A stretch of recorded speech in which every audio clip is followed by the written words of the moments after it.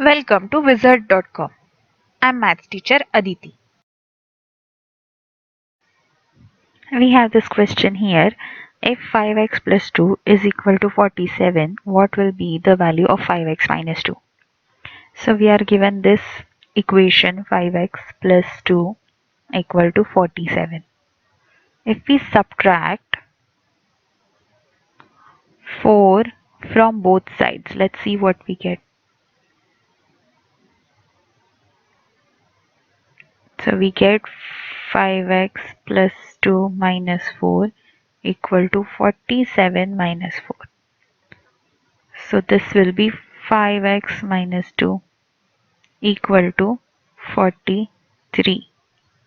So the answer to given question, the value of 5x minus 2 is 43. Answer is option D.